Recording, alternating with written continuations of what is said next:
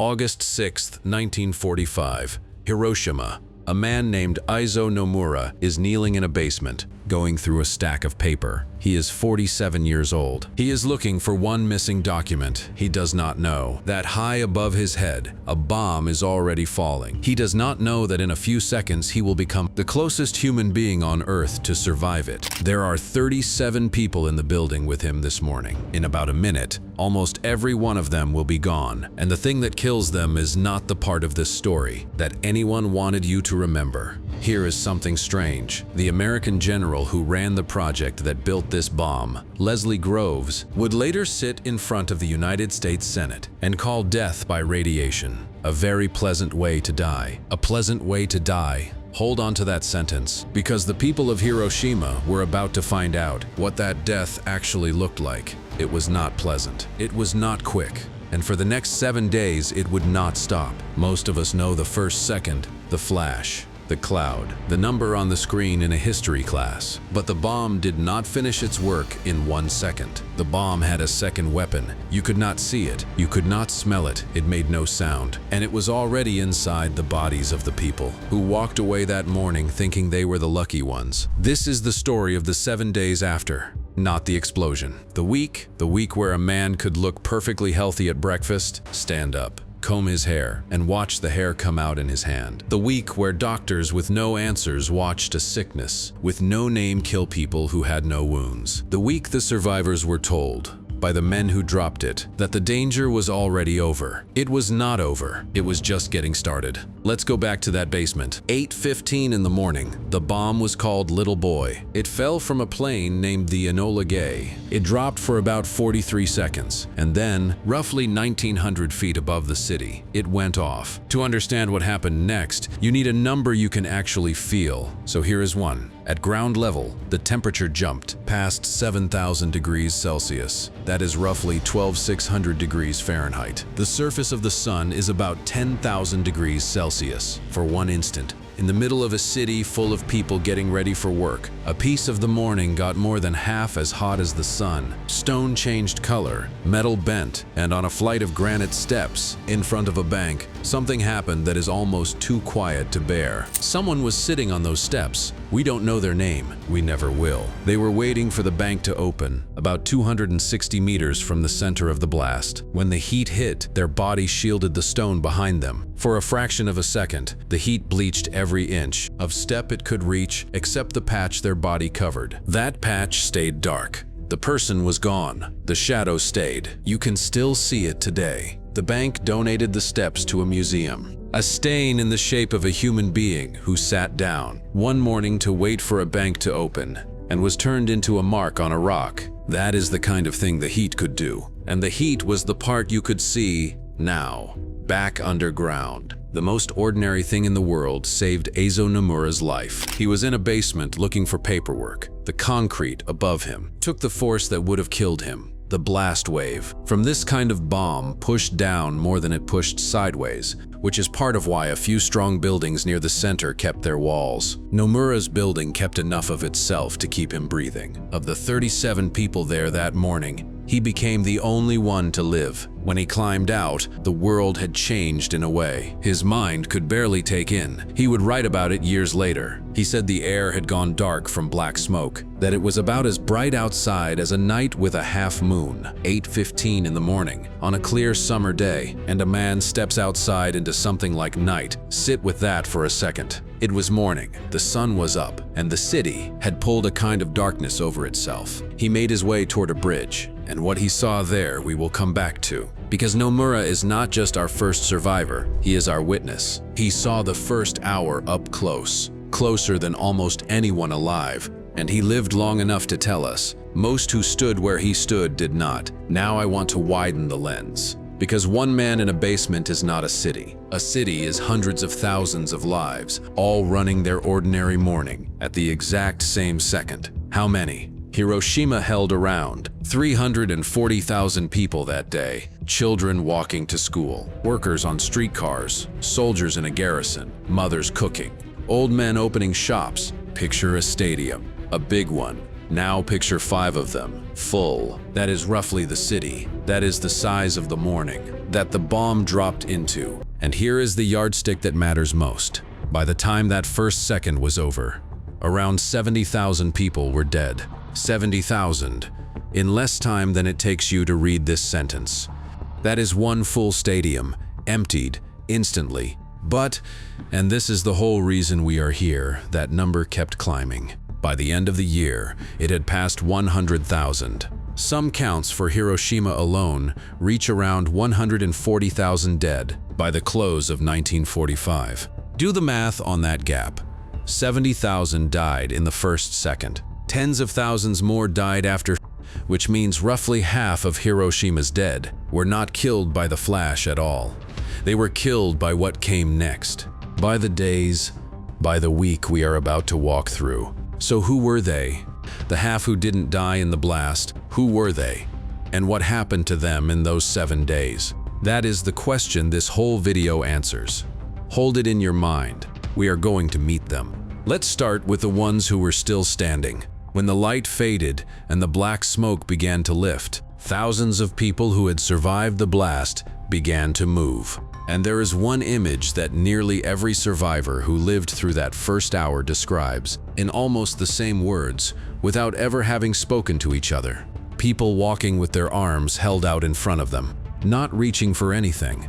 Their skin had been so badly burned that it had come loose. To hold their arms down was agony, so they held them up and away from their bodies, and they walked. Let's go back to our witness. Remember Eizo Nomura, the man from the basement, the closest survivor, who climbed out into a morning gone dark. He made his way toward the Motoyasu Bridge, and what he found there tells you what the center of the city had become. He saw a man lying on his back near the bridge. The man's arms and legs were stretched up toward the sky, trembling.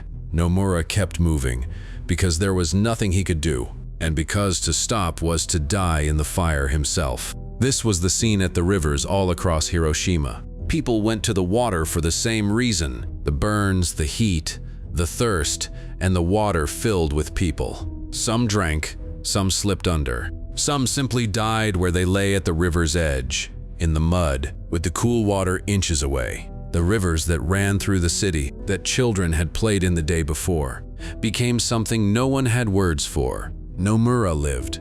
He climbed out of the closest spot to the center, that any human survived, and he walked through all of it, and he lived to be 83 years old. And because he lived, he could tell us. He wrote it down so that we would know. But near the end of his life, Nomura was not thinking about the past. He was thinking about the future. He wrote that in a future war, it would be hard for even one person in 37 to survive. He had been that one in 37. And he was warning us that next time, there might be none. Hold that thought too. We are going to need it at the end.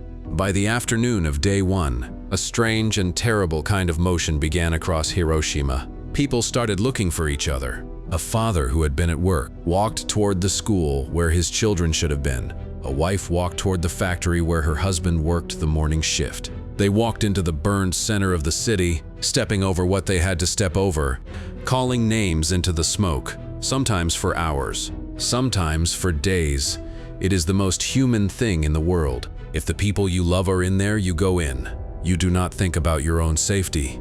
You go. And this is where the invisible weapon got its next victims. Because the ground near the center of the blast was still dangerous. The radiation did not all leave with the flash. Some of it stayed in the dust, in the rubble, in the black rain pooled on the ground. People who had been miles away, who were not burned, who did not have a scratch on them, walked into the city in the hours and days after to find their families. And by walking in, they exposed themselves. We will meet some of them later. People who survived the bomb completely because they were nowhere near it, and who got sick anyway weeks later because they went back in to search for a brother, a daughter, a mother.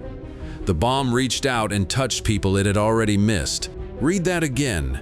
The people who went in to help were the next ones the bomb came for. So now you have the shape of day 1. The flash and the heat killed 70,000 in an instant. The fire killed through the afternoon. The rivers filled, and quietly, with no smoke and no sound. The third killer was settling into the bodies of the living, into the burned who drank the rain, into the searchers who walked the ruins, into the children who turned their faces up to the sky. Nobody knew it yet. That is the thing.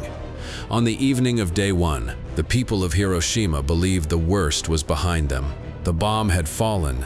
They had lived. Surely the dying was over. And then, that first night, something happened that nobody could explain.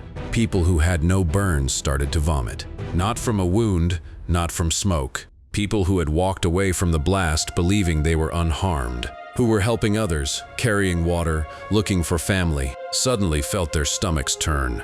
They were sick. They were weak. Some had high fevers. And no one, not the survivors, and not the doctors, had any idea why. A burn. You understand. A broken bone. You understand. But a healthy-looking person with no mark on them suddenly throwing up and burning with fever on the night of the bombing. That made no sense. It fit nothing anyone had ever been trained for. The few doctors left alive in Hiroshima were about to face the hardest week of their lives. Their hospitals were rubble. Most of their colleagues were dead. The wounded were arriving by the thousand. And now, on top of the burns and the broken bodies, a new sickness was spreading through people who should have been fine. A sickness with no name, no cause they could find, and no cure. That is where we go next, into the ruins of the hospitals, to the handful of doctors who survived, and the impossible thing they were now being asked to do. Because the question that would haunt Hiroshima for the next 7 days had just been asked for the first time. In the dark, on the night of August 6th, why are the people who lived starting to die? When a city is hit, the hospital is where you run to live. In Hiroshima, that was the cruelest part, because the bomb did not spare the hospitals. It hit them like it hit everything else. The doctors were not standing safe behind walls, waiting to help. The doctors were dying in the rubble with everyone else. Here is the scale of it. Before the bomb, Hiroshima had around 300 doctors. After the bomb, the Red Cross counted about 270 of them dead or injured. That is 9 out of every 10 doctors in the entire city. Gone. In one morning.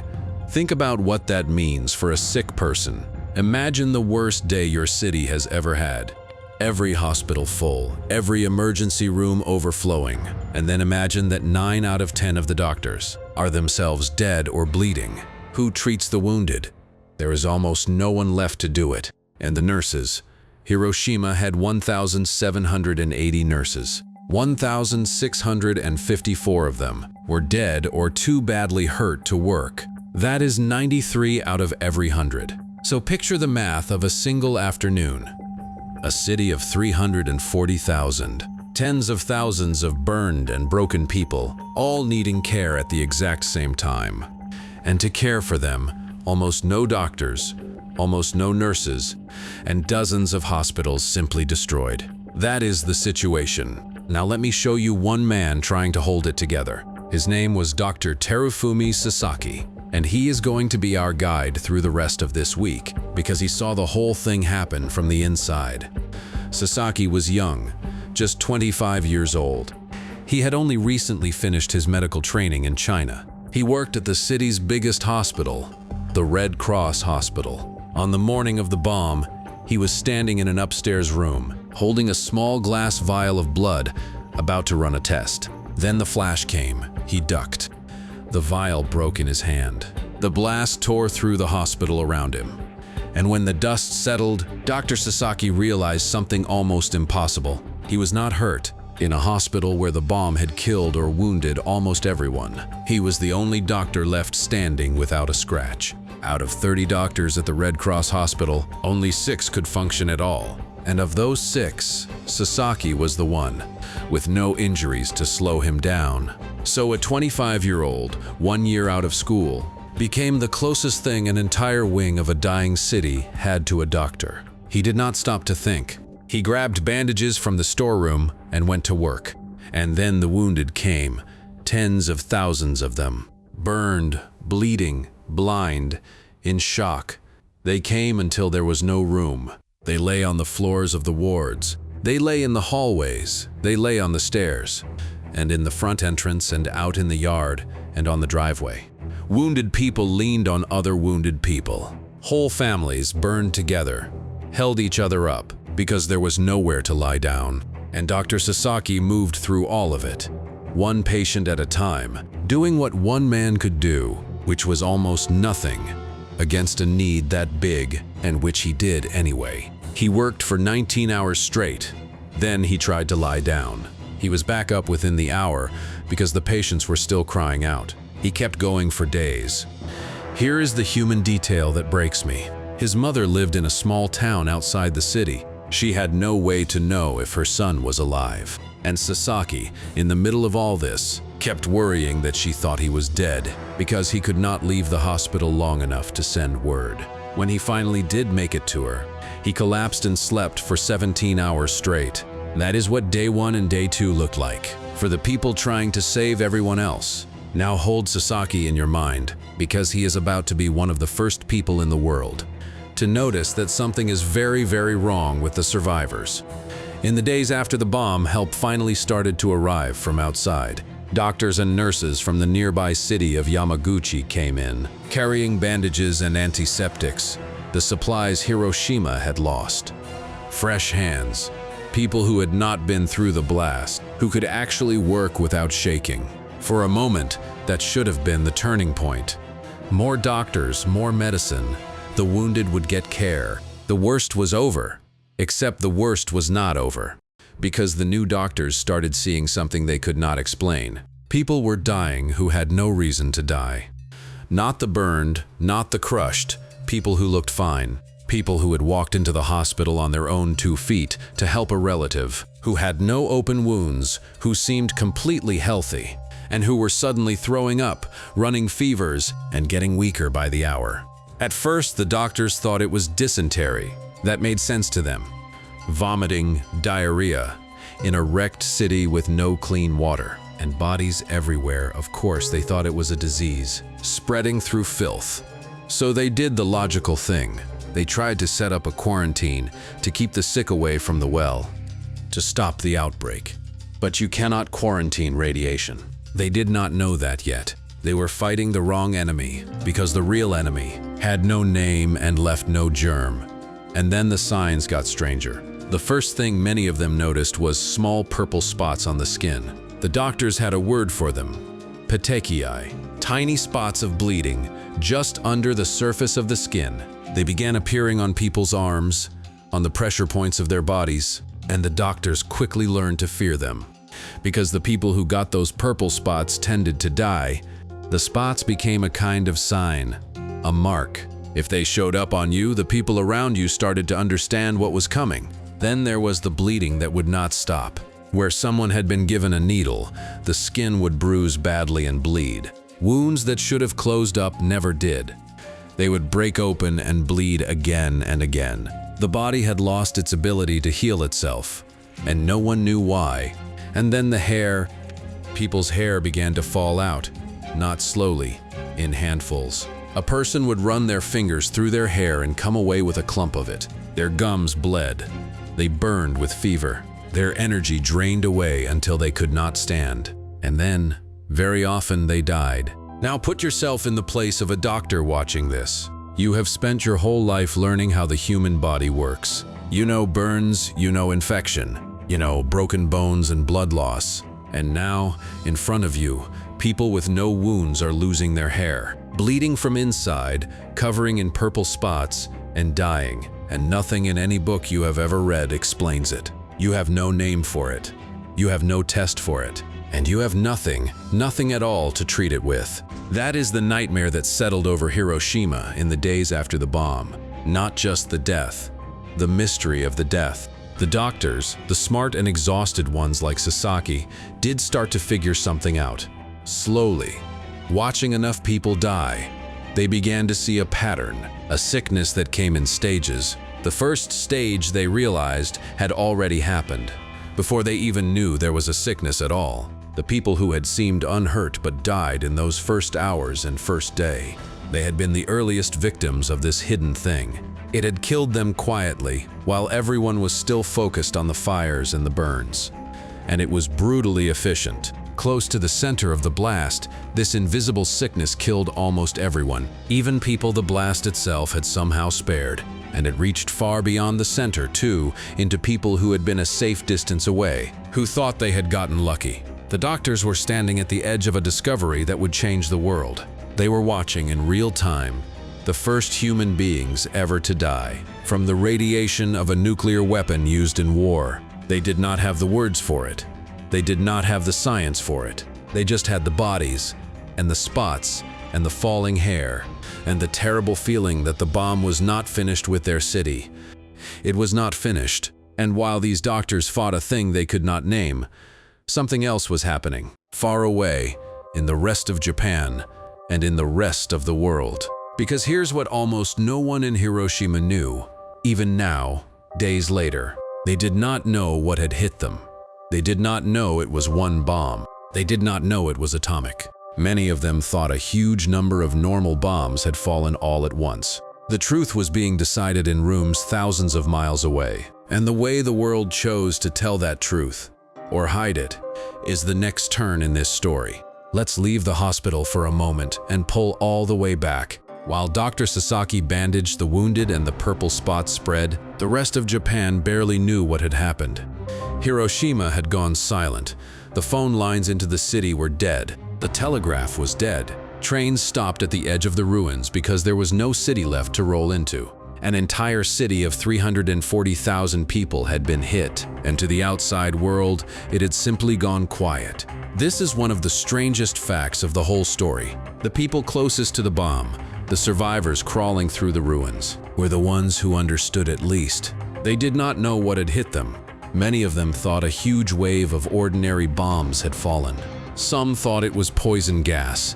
They had felt the heat, seen the light, watched the city die around them, and they had no word for any of it. And here is the part that should stop you cold. The rest of the world found out what kind of bomb it was before the people under it did. 16 hours after the bomb fell, the President of the United States went on the radio. In homes across America, families gathered around their radio sets and heard Harry Truman read a statement. He told them that 16 hours earlier, an American plane had dropped a single bomb on Hiroshima. He told them this was something new. He revealed for the first time the giant secret project that had built it, and he gave it a name.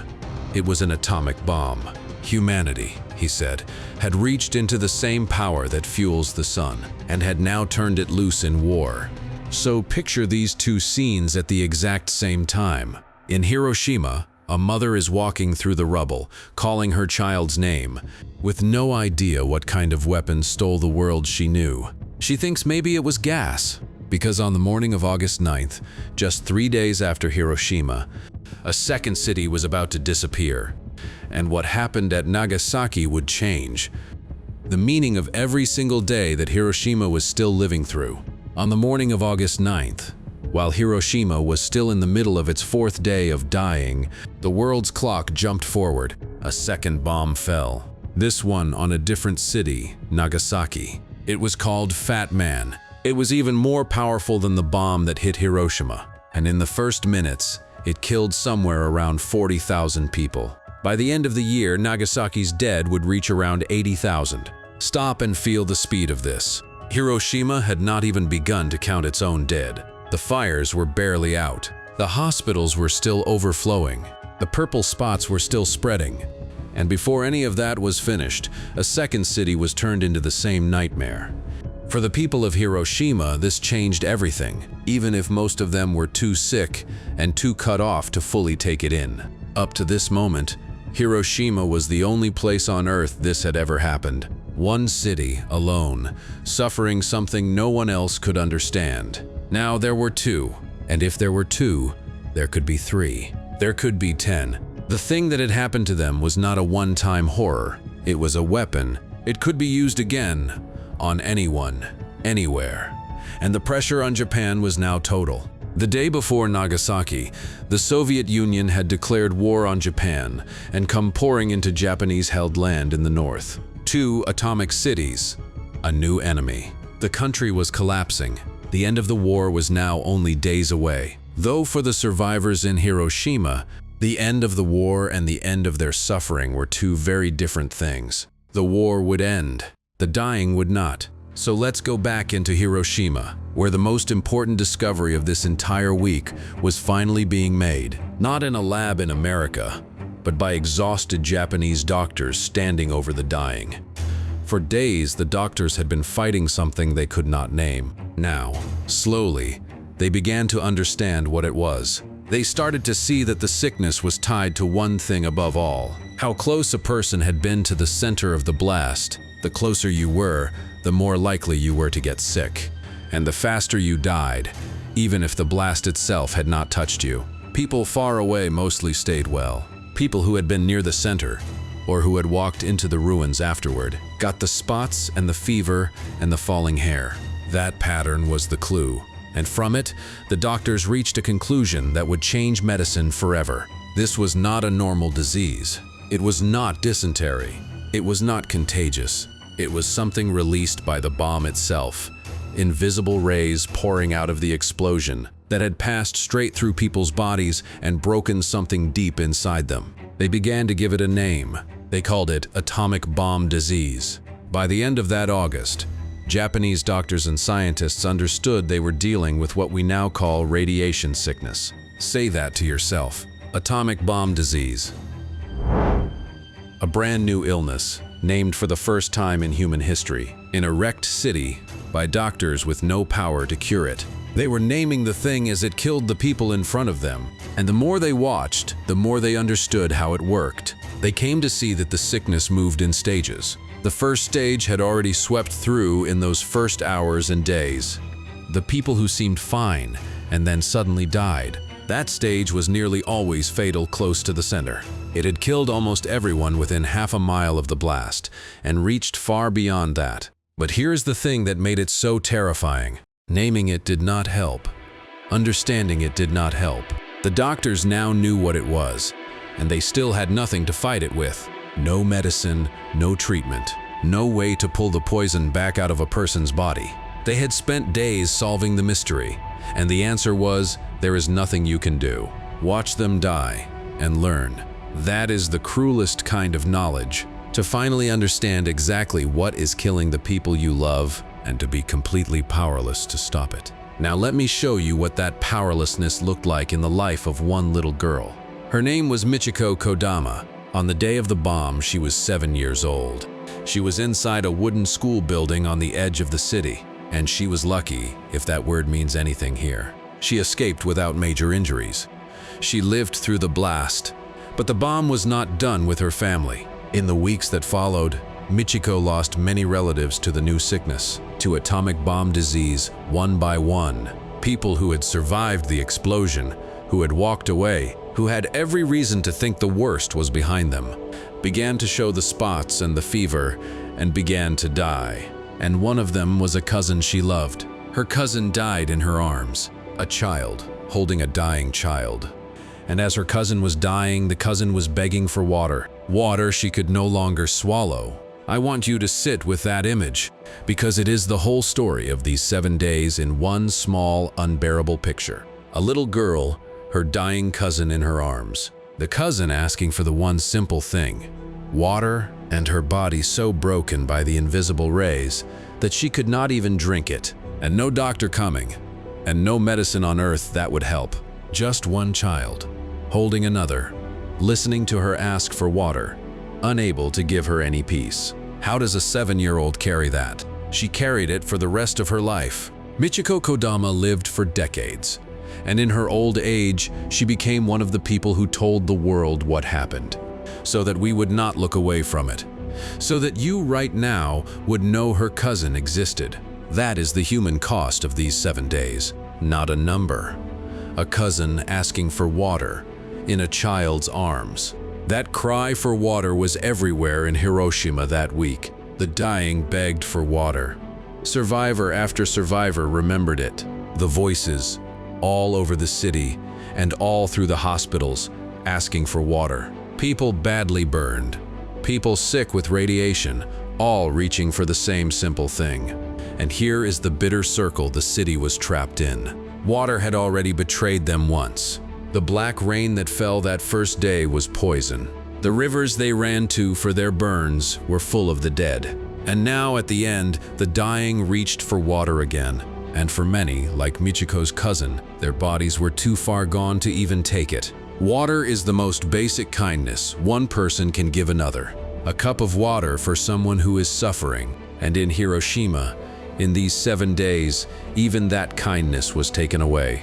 The bomb had poisoned the rain, filled the rivers with the dead, and broken the survivors' bodies so badly that a sip of water could no longer reach them.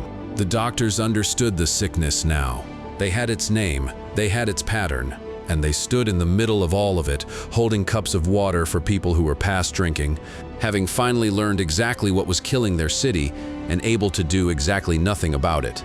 So by the 4th day, this is where Hiroshima stood. A second city, Nagasaki, had now joined it in the nightmare. The war was clearly ending, but the dying in Hiroshima was not. The doctors had finally named the killer: atomic bomb disease, radiation sickness, but the name came with no cure, and the survivors were beginning to understand, in their bones, that surviving the blast had not saved them.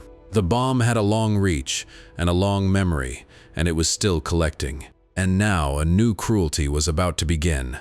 One that did not come from the bomb at all. One that came from people, because as word spread that the survivors carried some strange, deadly sickness, fear spread with it. And frightened people did something that, looking back, is almost as painful as the sickness itself. They began to turn the survivors away. They refused them shelter. Some refused them food. The people of Hiroshima, who had already lost everything, were about to be treated like something dangerous, like something to be avoided, by the very people they turned to for help. Up to now, every terrible thing in this story came from the bomb. The heat, the fire, the black rain, the invisible sickness. But around the middle of this week, a new kind of suffering began, and this one came from people. It started with fear. In the days after the bombings, survivors were told to leave the city, and many tried. But where do you go? Your home is ash, your money is gone, your family is dead or dying. Some left with whatever scraps they could carry. Many had nowhere to go at all. They built rough little huts on the edges of the ruined city. They slept in train stations. They slept inside burned-out train cars. Picture that. A family that 1 week ago had a house, a table, a normal life, now huddled in the shell of a burned train car with a sick child hoping to make it through the night. That alone would be enough suffering for any story. But it got worse, because as these survivors moved out into the countryside, looking for food and shelter and safety, they ran into something they never expected. The people around them were afraid of them. Word had spread about the strange new sickness. People heard that the survivors of Hiroshima were getting sick in a way no one understood, losing their hair, covered in spots, dying without wounds, and rumors started. The most dangerous rumor was that the mysterious illness was contagious, that you could catch it like a plague, just by being near a survivor. It was not true. Radiation sickness is not contagious. You cannot catch it from another person. But the people in the villages did not know that.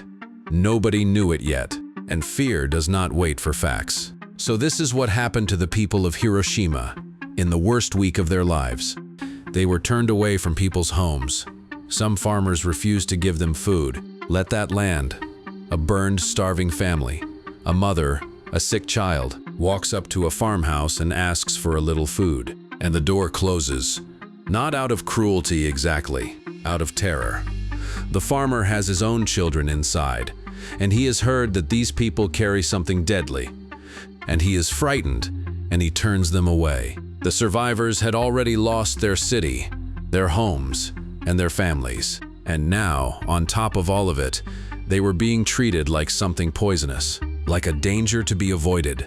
The kindness of strangers, the one thing left that might have saved them, was pulled away because of a rumor. This is one of the quiet tragedies of these 7 days. The bomb broke their bodies, and fear broke the world's willingness to help them. And the official response, when it came, made it worse instead of better. A couple of weeks after the bombing, the Japanese government put out a report about the sickness. You might hope that an official report would calm people down, explain that it was not contagious, tell the villages it was safe to help. It did not do that. The report described the radiation poisoning as something like an evil spirit. An evil spirit. That is the language that went out. Not an illness caused by the bomb that you cannot catch. Instead, words that sounded like a curse. Words that made the survivors sound haunted. Words that made frightened people even more frightened. So the survivors were now marked twice. Once by the sickness itself, the spots, the fevers, the falling hair. And once by the words used to describe them, which made them sound like something out of a nightmare, rather than what they actually were. Ordinary people, hurt by a weapon, who needed help. This fear did not end when the week ended. It followed the survivors for the rest of their lives. For decades afterward, people who had survived the bomb faced discrimination when they tried to get jobs, when they tried to marry, when they tried to simply live normal lives. The stigma was so heavy that many survivors hid the fact that they had been there at all. They kept the worst day of their lives a secret for years, because telling the truth could cost them everything. But all of that started here, in this week, in a closed door, in a farmer's fear, in a report that called sick children evil spirits. Now I want to tell you what these survivors were even called, because the word itself carries the whole weight of it. The survivors of the atomic bombs became known as hibakusha. The word means roughly, explosion-affected people. Not survivors, not heroes, affected, marked, touched by the explosion in a way that never fully let go. And here's the detail that breaks my heart every time.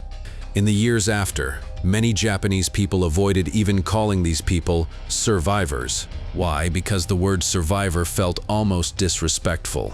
It might dishonor the ones who had died. So many of the people who lived would not claim the word survivor for themselves. They felt the dead had the stronger claim. Think about the kind of grief that produces. To live through the worst thing that has ever happened to a city, and to feel that you do not even have the right to call yourself a survivor of it, because so many others did not make it, and you did not want to take anything away from them. That is the weight these people carried out of this week, not just the sickness, the guilt of being alive. And that guilt was its own quiet killer. Survivors who lived often spent their lives racked with guilt. Guilt that they had walked away when others did not. Guilt that surfaced again and again over the years. They had done nothing wrong. They had simply been a little farther from the center, or in a basement, or behind a wall, on the morning the bomb fell. And for that accident of distance, many of them felt they owed the dead an apology for the rest of their lives. Which brings me finally to the steps. I told you about them at the very start of this story, and now you are ready to understand what they really mean. On the morning of August 6th, in the financial district of Hiroshima, it was a normal day. Bankers were getting ready to open. Customers were lining up to put money in, to ask for a loan, to do the small, ordinary business of a Monday morning. And one person sat down on the stone steps of the Sumitomo Bank, about 260 meters from the center of the blast, waiting for the bank to open. We do not know if it was a man or a woman. We do not know their name, their age, their family, what they were waiting to do inside. We know one thing about them, and only one thing.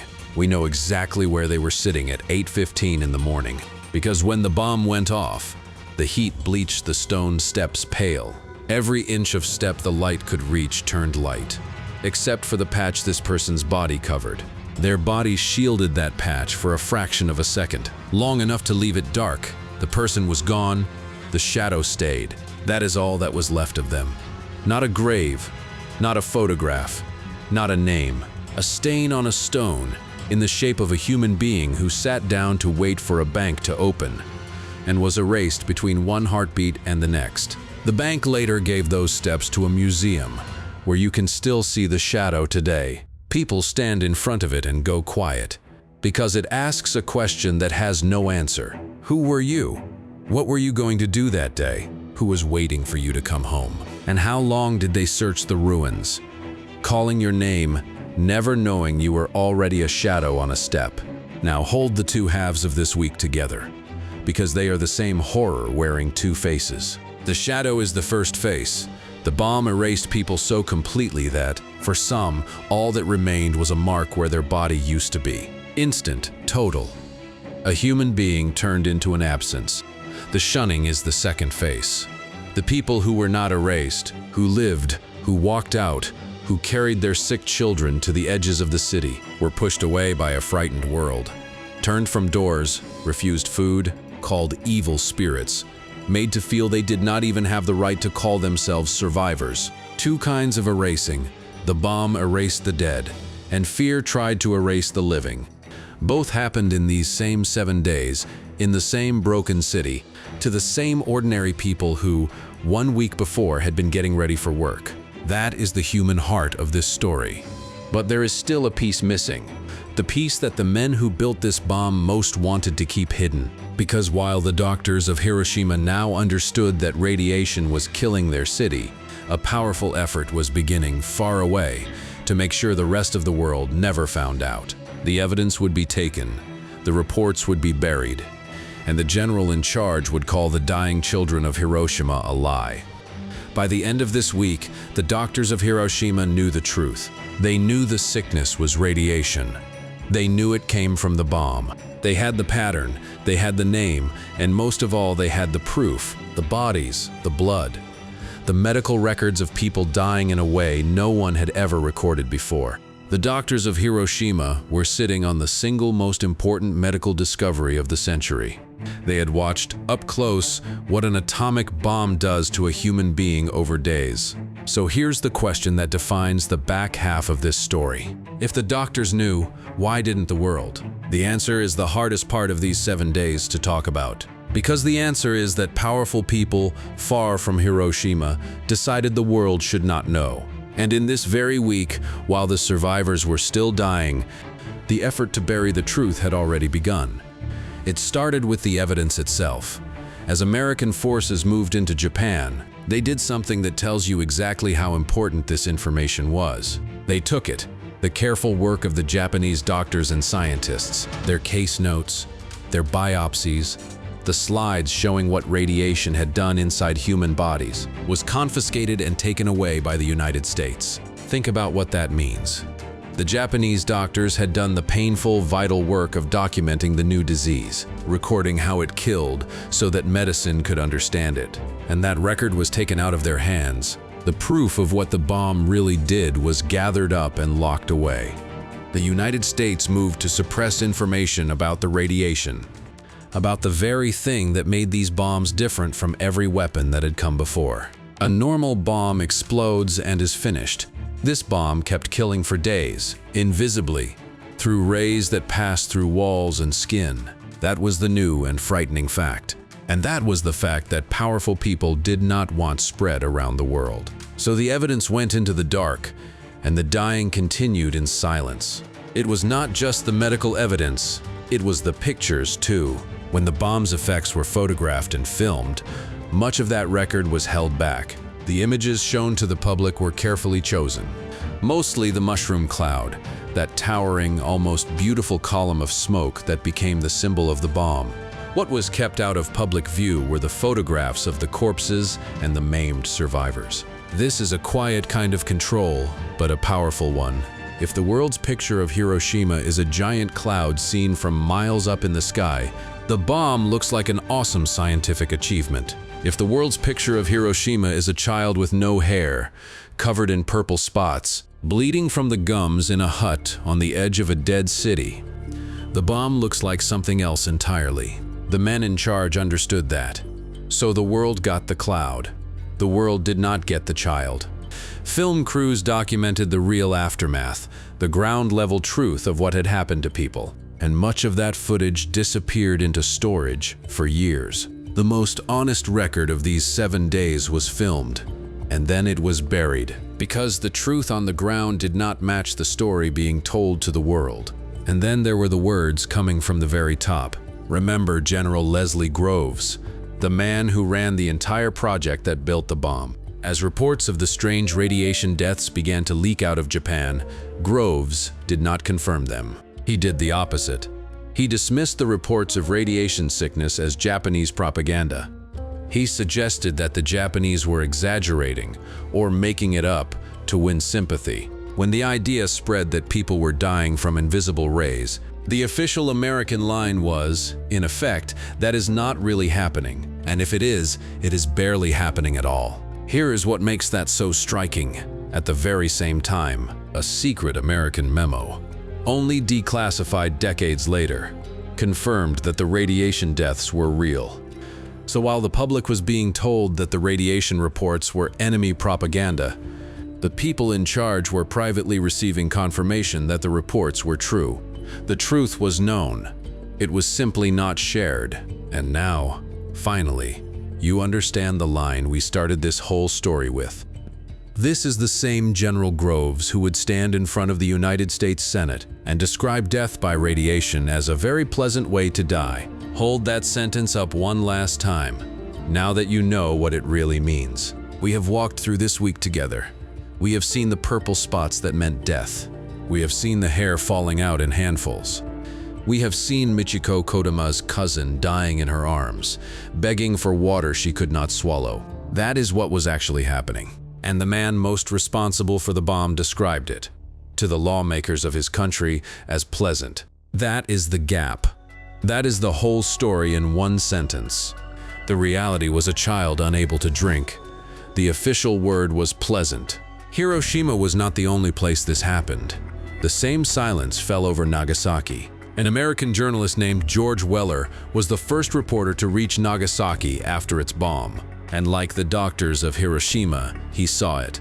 The mysterious atomic illness that was killing people who had outwardly seemed to escape the bomb. People with no visible wounds, dying days later.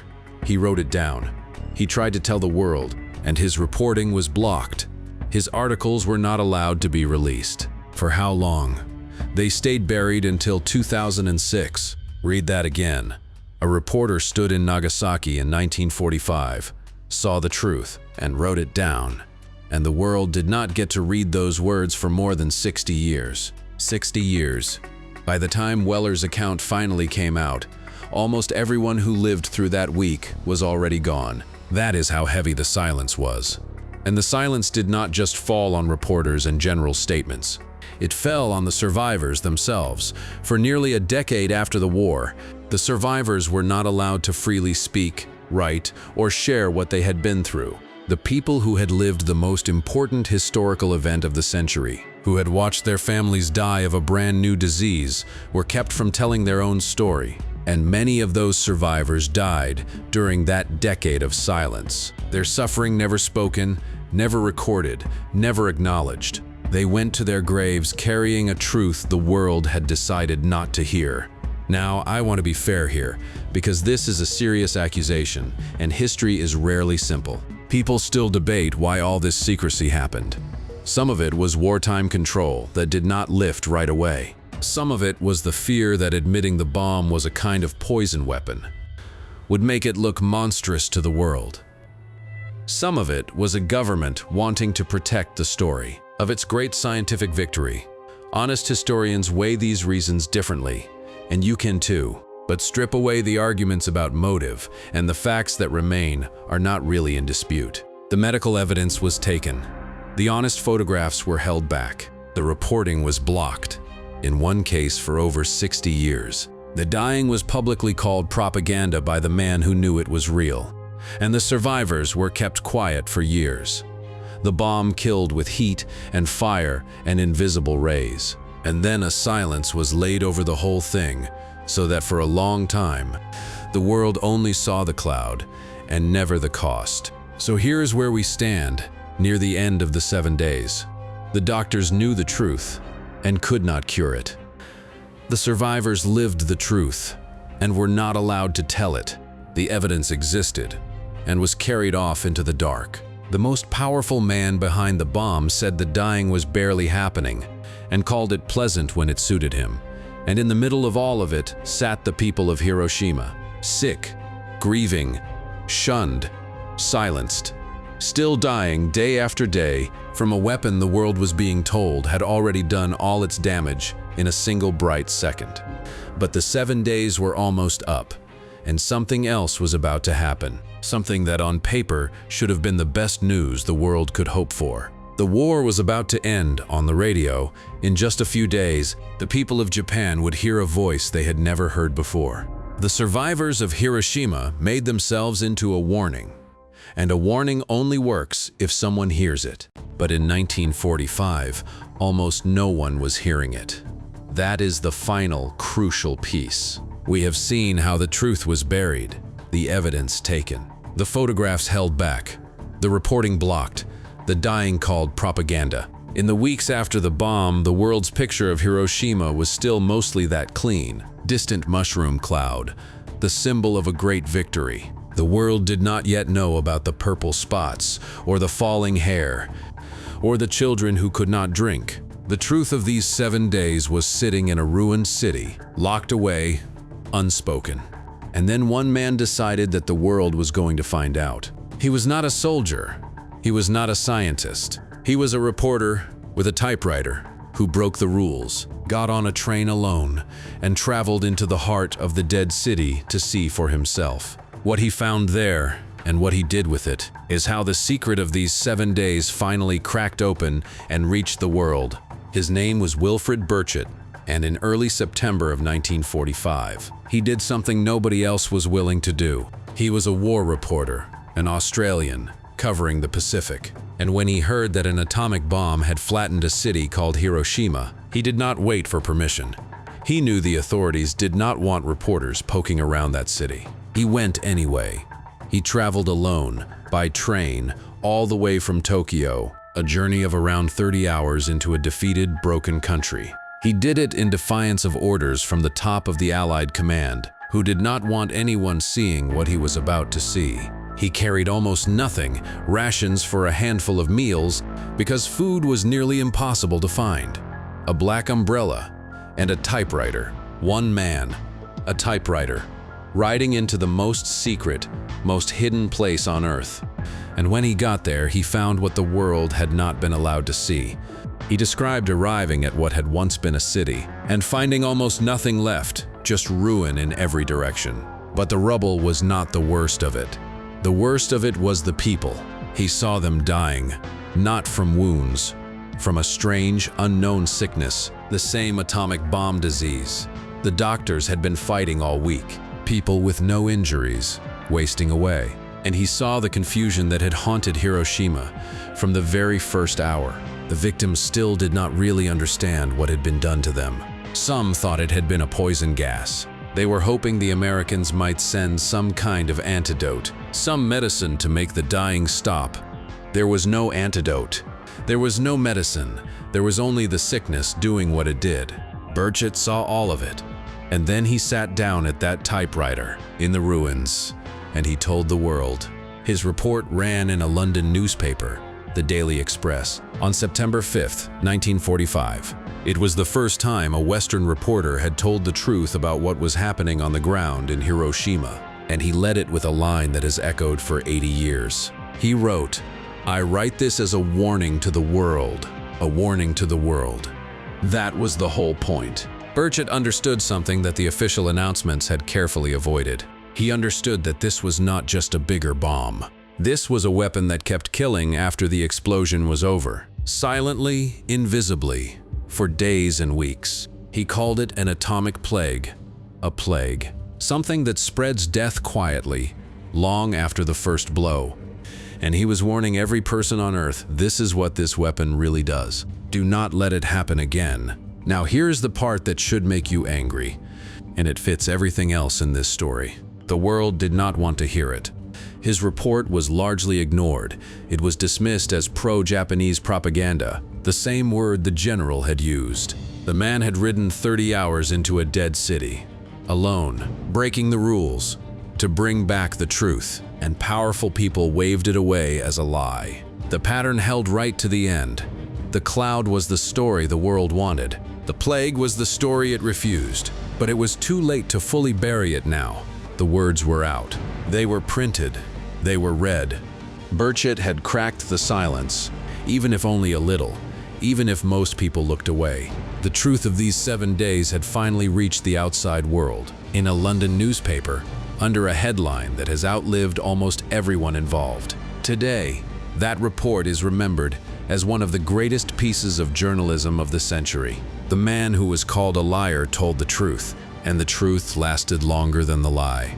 He wrote it as a warning to the world. The question, the one that still hangs over all of us, is whether the world ever really listened. So let's step back, all the way back, and look at what we have actually walked through. We started with one man, Eizo Nomura, kneeling in a basement at 8:15 in the morning, looking for a piece of paper with no idea that a bomb was falling above his head. We have followed the next 7 days out from that single moment. And here's what those 7 days taught the world, what they are still trying to teach us now. The bomb's most terrible weapon was the one you could not see. 70,000 people died in the first flash. But just as many died after, in the days and weeks that followed, from a sickness that had no name, that doctors could not cure, that kept killing long after the world was told the danger had passed. A normal bomb ends. This one did not. That was the lesson.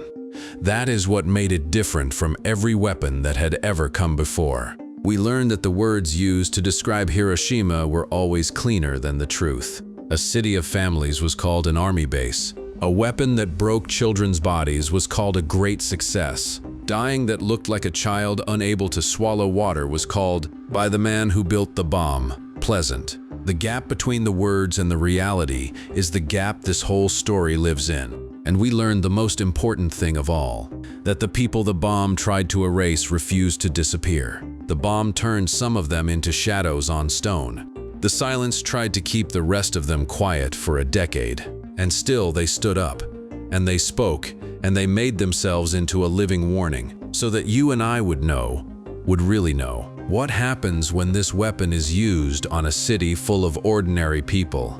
So here is what I will leave you with. Remember Hiroshima not as a cloud in the sky, but as a city on the ground. Not as a number on a screen, but as a person with a name, a man in a basement, a boy walking to the river, a doctor who could not sleep, a little girl holding her cousin.